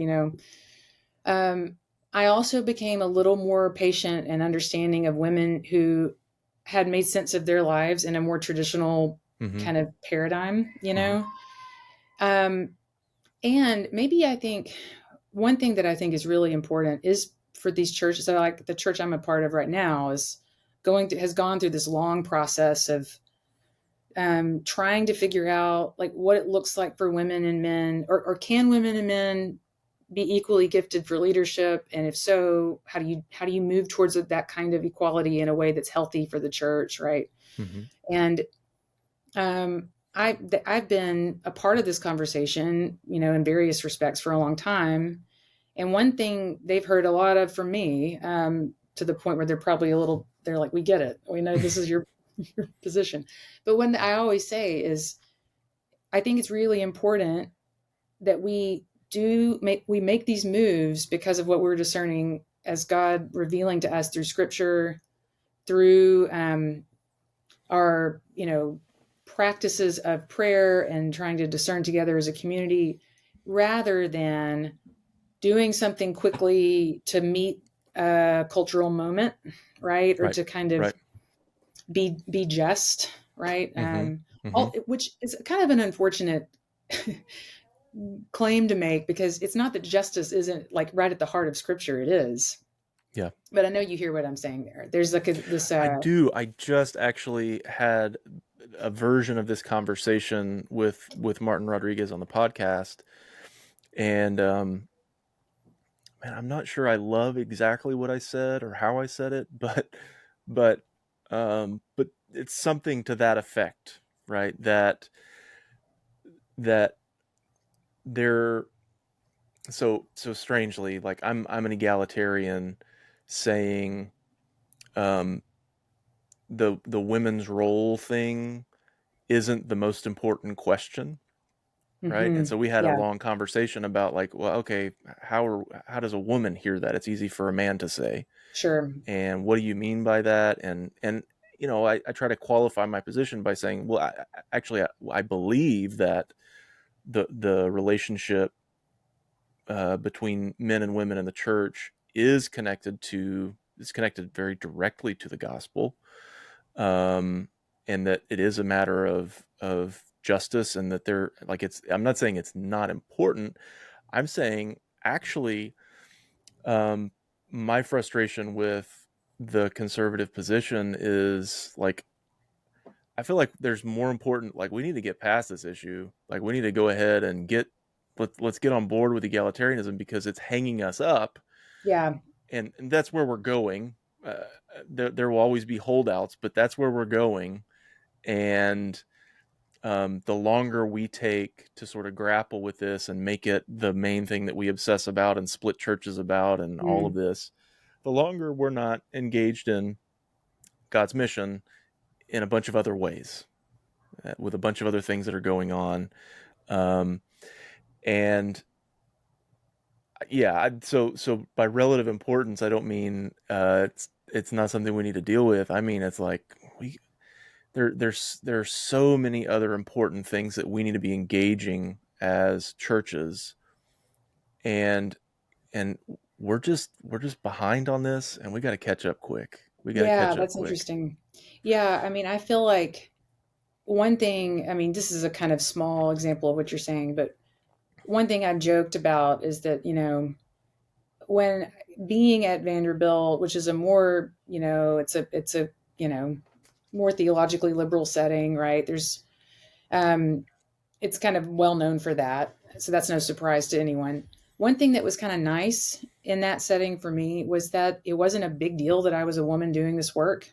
Mm-hmm. Like it was like I felt more, my membership in the kind of discursive community there was more about what I brought kind of as a whole.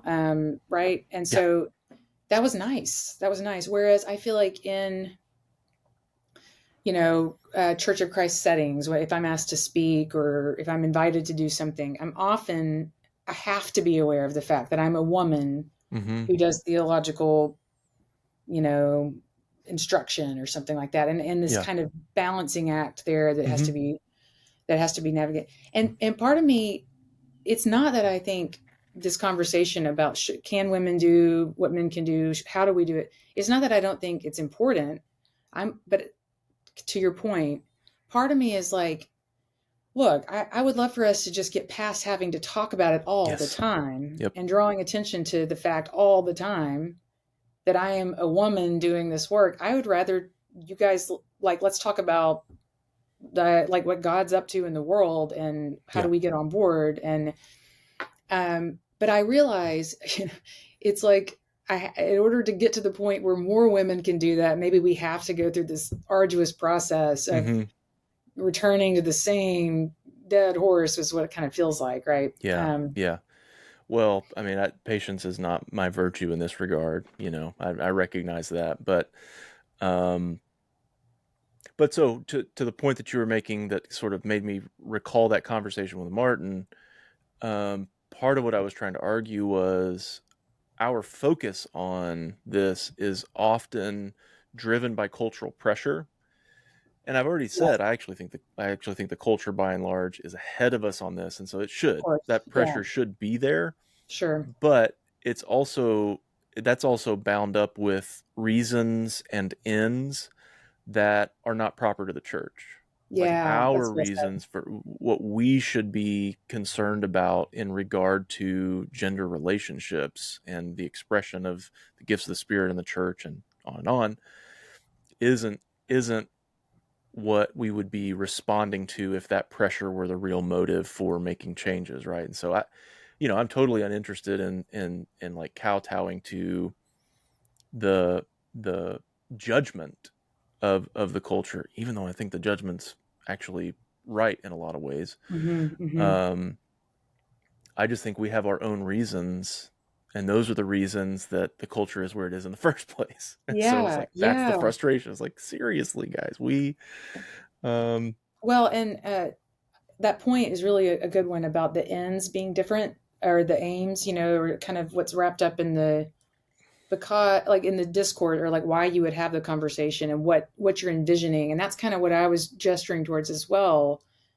Right now in our cultural context and kind of moment, appealing to this as a matter of justice kind of ushers in all the kind of what our culture would associate with that. And so, mhm, like, what looks like a just arrangement, yes, ironically, my worry is that it would end up with a similar sort of problematic dynamic that I was narrating a moment ago, which is that women get erased as women and are hmm, supposed to look more like men, right? yep, Which is that was the sort of feminist agenda that won out in our culture. hmm, So I don't want that to happen in the church. So, a kind of odd thing that would be the ideal would be for women to remain women, so to speak, and men to remain men, and us to come together with this acknowledgement that God can gift women in their difference, for discernment, for, to serve as leaders in a congregation, or, as elders or as preachers or something. Um, yeah. without, That's actually an interestingly more inclusive yeah, posture than that kind of feminist agenda that we're talking about, where it actually affirms real difference and makes space for real difference, rather than saying, well, the way that you get to justice is erase the difference or minimize the difference or pretend that it's not actually consequential. that's right. Yeah, yeah, But then, I have this, story that I think about, I kind of return to sometimes when I think about the challenge of this, which is that I was having this exact conversation with a group of people, and one of the students in the conversation piped in at the end and said, we're trying so hard to get men to see us as equals. Don't tell them we're different. yes, Don't go to this point. And so that's something I sit with, and I'm curious what you think of that. I think it, you and I started to talk about that one time and didn't get to complete the conversations. I'm yeah, curious what you hear there. Like, uh, can congregations handle? Because I know you're doing congregational leadership. Can they handle hearing men and women are different, and God has gifted women for this? Because it sounds to me like it shouldn't be too hard. But right. but then I think, she, maybe there's something to what she's saying that I need to consider.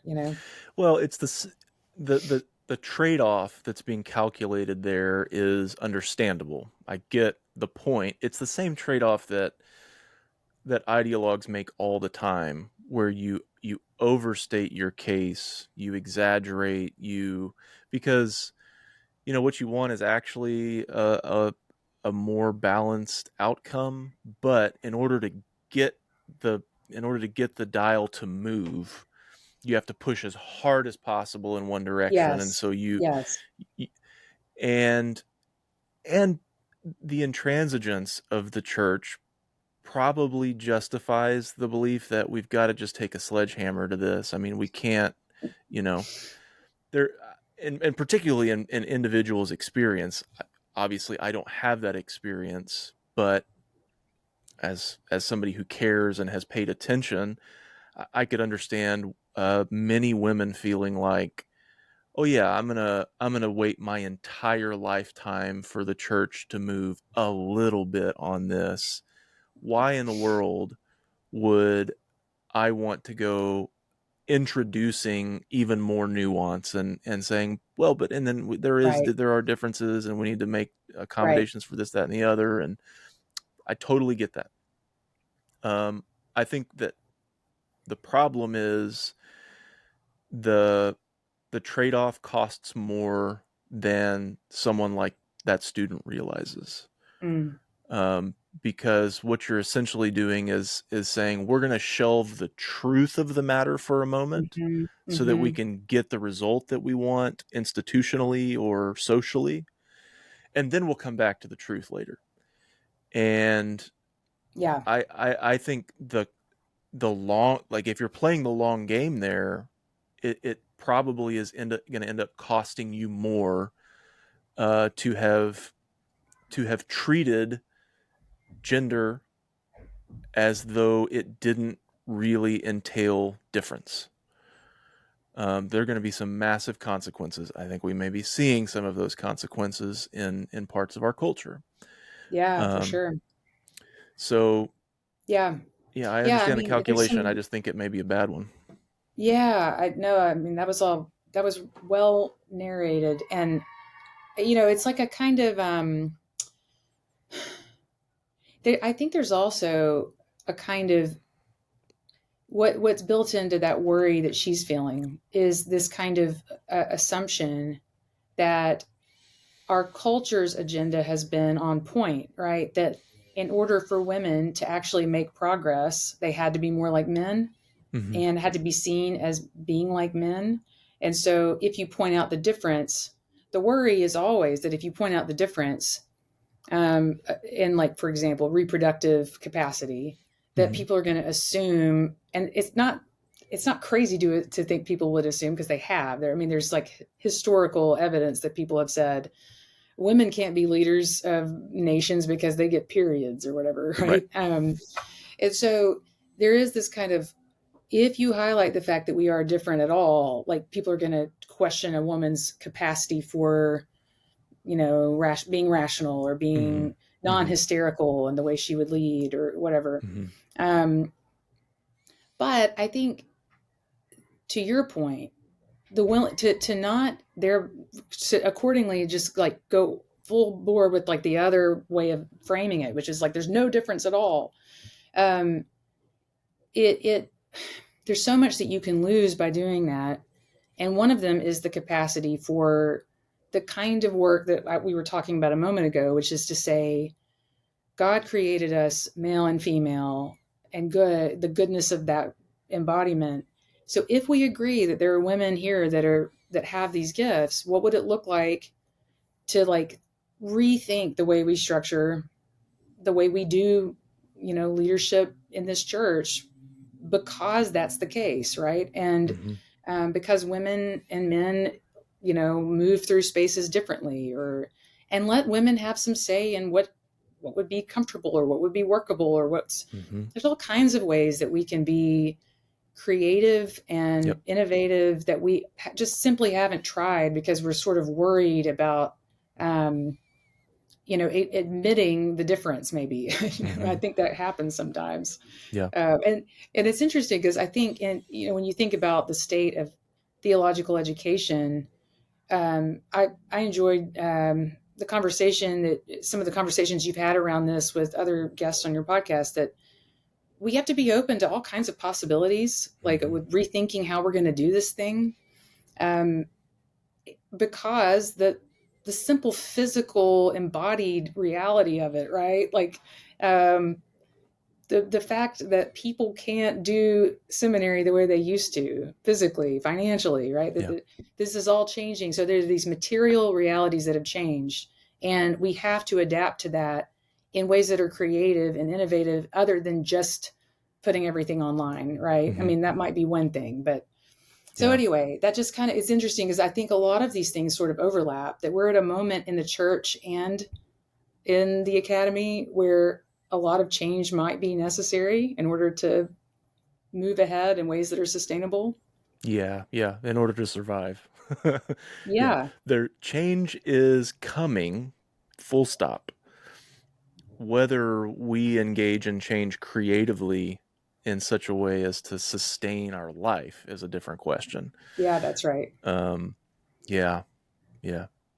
Well, Lauren, I've had you for 2 hours, and it's hard to believe because this has been great. It doesn't even feel like close to that amount of time. But yeah, I don't want to keep you too long. So we're just gonna have to do this again. We're gonna have to keep That would talking be because great. We'll have to have a part two. This is a lot of fun. phenomenal. Thank you so much for joining me. Let everybody know where they can find you if they'd like to follow your work. I don't have a very followable trace online, but I will say that I, am working on, I have this book that I just published for anyone who has $1 million to blow on a book priced for libraries. You're welcome to it. But I am working, like I have a sabbatical coming up, and we'll be working on something for a wider audience on actually the nature of scripture and kind of how we can approach it in ways that honor its reality outside of just a modern context. So I look forward to Awesome. that. And then I You do, have a timeline on that? yeah, I mean, supposedly like the goal is to have it finished by um, the end of next spring. Okay. So Okay. it would be like, it'd be a little bit, but Yeah. it is something I've been working, kind of chipping away at here and there. And then, I do every now and then pop up somewhere like on Twitter or Instagram. So again, you're welcome to look for me there. But most of the Okay. time, I'm just changing diapers. Oh yeah, or teaching in that classroom. That's right. That's right. Or answering emails. Yeah. Okay, well then we're looking forward to the next one. Well, thanks, Greg. This has been Yep. fun. See ya. See ya.